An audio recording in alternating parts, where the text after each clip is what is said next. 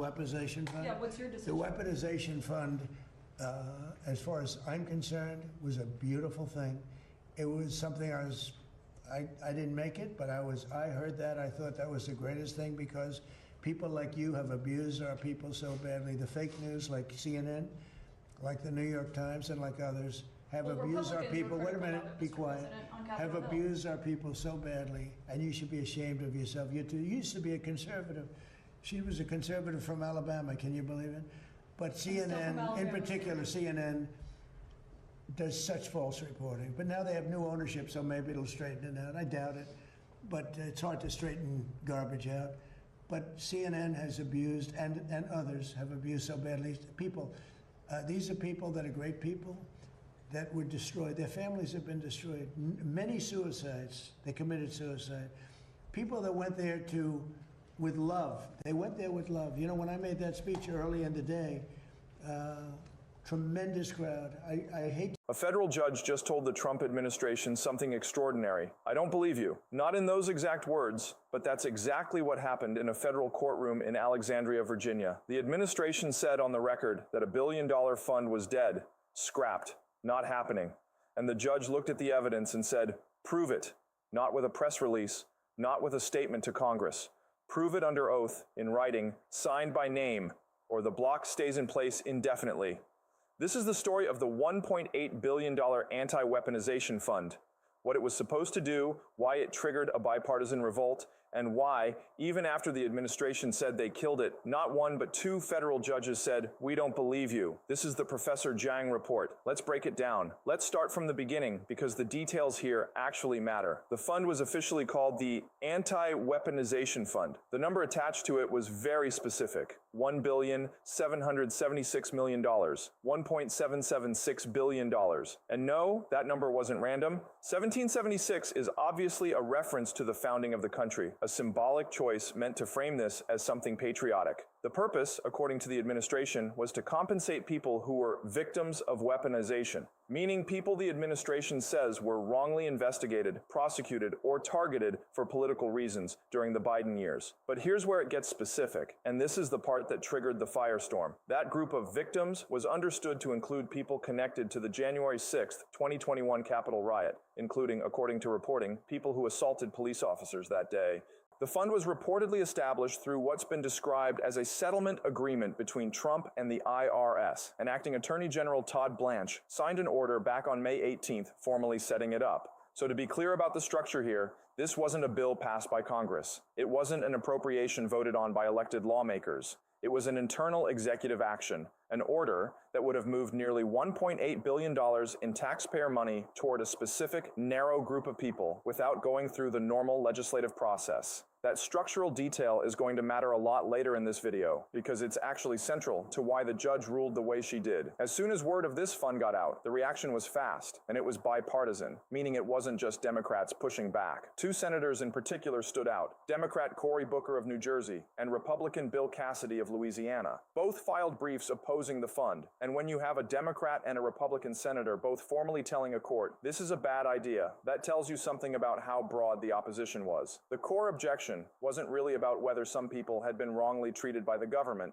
It was about the mechanism. Critics argued that using nearly $2 billion in taxpayer money to compensate a narrow, specific group of political allies without any legislative process, without broader eligibility, set an extremely dangerous precedent. Some critics started calling it a slush fund. And the optics got even harder to defend once it became public that people connected to January 6th, including people who assaulted police officers, could be eligible. For a lot of people across the political spectrum, that was simply a bridge too far. The pressure became significant enough that on June 10th, Acting Attorney General Todd Blanche testified before a House committee and said, in his words, quote, "We're not moving forward with the fund, period." That sounds like a clean final answer, right? Case closed? Not quite. And this is where the story actually gets interesting, because what happened next is a masterclass in the gap between a political statement and a legal guarantee. One day. That's how long Blanche's clean denial lasted before it got complicated. The very next day after Blanche told Congress the fund was dead, a reporter asked President Trump directly whether the fund was on hold or eliminated. His answer, quote, "I don't know." 2 words. I don't know. from the president himself about a fund his own attorney general had just told Congress was completely dead, and it got even more direct than that. In a separate interview with NBC's Meet the Press, President Trump talked about the people he believed deserved compensation, specifically referencing those connected to January 6th, and said, quote, "If it was up to me, I'd pay them the kind of money that they deserve. People have been destroyed. Lives have been destroyed." So now you have the Attorney General telling Congress the fund is dead, period, and the President, within days, publicly signaling he still wants to pay out exactly the kind of compensation the fund was designed to provide. That contradiction didn't go unnoticed. It went straight into a federal courtroom. Here's something most coverage of this story misses, and it's honestly the most interesting part. This wasn't happening in just one courtroom. It was happening in two, almost simultaneously. In Washington, D.C., U.S. District Judge Richard Leon, the same judge, by the way, who earlier blocked construction on Trump's White House ballroom project, was hearing a separate lawsuit challenging the same fund. Leon asked Justice Department Attorney Andrew Block a very specific question. If the fund is really dead, why hasn't Attorney General Blanche simply rescinded, in writing, the original order that created it on May 18th? That would take, what, one signature? Block's answer, he didn't know. 48 hours later in Alexandria, Virginia, a completely different judge, Judge Brinkema, asked Andrew Block, the exact same Justice Department attorney, the exact same question, and Block gave the exact same answer. Your Honor, I don't know. Now think about that for a second. Two different federal judges in two different courts in two different states separately landed on the same exact follow-up question because the obvious legal solution here was simple. If you want to prove something is dead, you formally rescind it. You don't just say so in a press conference. Judge Brinkema didn't let that slide. She told Block directly, "I couldn't believe, given the significance of this case, that you wouldn't have even attempted to get an answer." She called it a huge gap in the record. That phrase, a huge gap in the record, is doing a lot of work here. It means the judge is saying, you're asking me to trust that this is over, but you can't even explain why you haven't done the one simple thing that would prove it. Let's actually go inside this hearing, because the details are genuinely compelling. The hearing in Brinkema's courtroom lasted less than an hour, and right from the start, she set the tone. Andrew Block was the only person representing the government in the room. No backup, no co-counsel. Brinkema looked at him and said, quote, "You're a brave man, Mr. Block. You're all by yourself. Frankly, you're in the hot seat. That's not exactly a comforting thing to hear from a federal judge before you've even started arguing your case." Block's strategy was to argue that the entire lawsuit should be thrown out because it was moot. Legal language meaning there's nothing left to fight about because the administration says the fund isn't happening. He also argued that blocking the government from conducting what he called lawful business was itself a kind of harm to the government. Brinkema pushed back hard on that specific point. She asked him directly, "You think this is lawful business? The only reason this fund exists is because of a settlement of a lawsuit that is now seriously under scrutiny in another court." That's a judge openly questioning whether the underlying legal basis of the fund was even valid in the first place, not just whether it should be paused. She then brought up something important, the possibility that the administration might have only said the fund was dead specifically to make the lawsuits against it go away, without any real intention of abandoning it permanently. Her exact words, "The issue in my view is not moot." In other words, "I don't think you're actually done with this. I think you're trying to get me to close the case so you can quietly bring it back later without a court watching." And then she laid out the legal reasoning that mattered most. She said the balance of harms, meaning who gets hurt more, the plaintiffs if the fund moves forward, or the government if it's blocked, tips clearly in favor of plaintiffs. And she went further, stating her view that the fund violated the separation of powers because it was attempting to direct that scale of federal spending through an executive order rather than through Congress. So what did Judge Brinkema actually do? She had already temporarily blocked the fund once before, on an emergency basis, back on May 29th. That was a short-term stopgap. This new ruling, issued on June 12th, extended that block indefinitely, meaning there's no built-in expiration date this time. In her written ruling, she stated that administration officials are barred, quote, "from taking any action to create or operate the fund." And she added something specifically designed to close a loophole. Officials are also barred from, quote, "reconstituting the Anti-Weaponization Fund under a different name."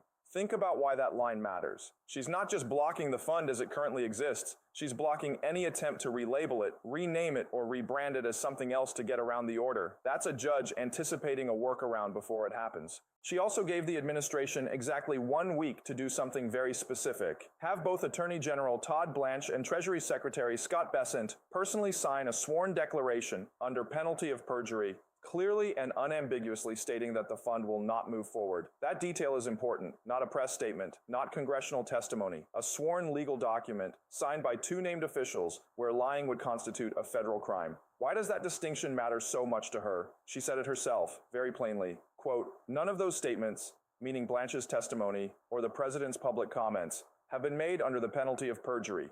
And she connected that directly back to President Trump's own words. She said, quote, "When the President of the United States says he wants something to happen, that's a pretty good indicator there will be an incentive and motive to make it happen." That's a federal judge saying, essentially, your own boss keeps publicly contradicting your legal team's claim that this is over. So forgive me if I don't take your word for it. She closed that part of her reasoning by describing the prospect of January 6th defendants receiving payments from this fund as problematic, and said the fund could, in her words, rear its head again in the future if she didn't lock the door firmly.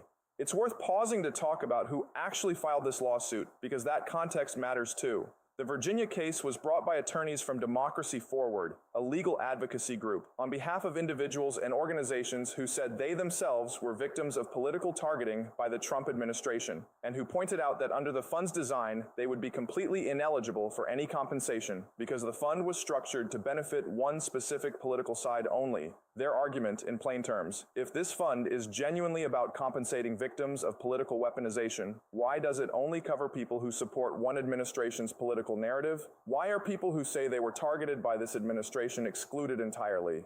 That's the legal hook that got this case in front of a judge in the first place, and it's why Brinkema's balance of harms language matters. She looked at a fund designed to exclude an entire category of legitimate claimants and decided that tips the scale toward blocking it. So, zoom out for a second. Why should anyone who doesn't care about this specific fund still pay attention to this case? Because what Judge Brinkema did here sets a meaningful standard. A public statement from a cabinet official is not the same thing as a legal guarantee. If the government wants a federal court to consider a case closed because something is supposedly moot, courts, at least in this case, are requiring real, enforceable, sworn proof, not talking points. That standard isn't about Trump specifically. It's about executive accountability in general. Making sure that when the government says, "Don't worry, we stopped," there's an actual paper trail that holds up in court, not just a press conference that can be quietly walked back later. And this didn't happen in isolation. This fits into a broader pattern this year of federal courts pushing back on administration initiatives. The ballroom construction injunction from Judge Leon, the block on new conditions attached to transit and homelessness grants, fights over withheld infrastructure funding. Different issues, different judges, but a recurring theme.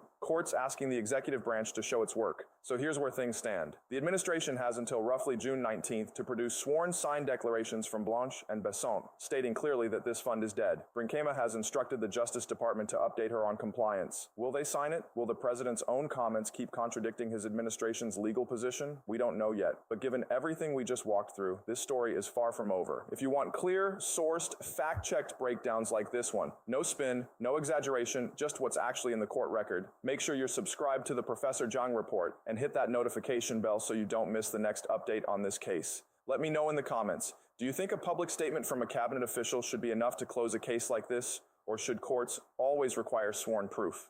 I'll be reading through the comments on this one. See you in the next video.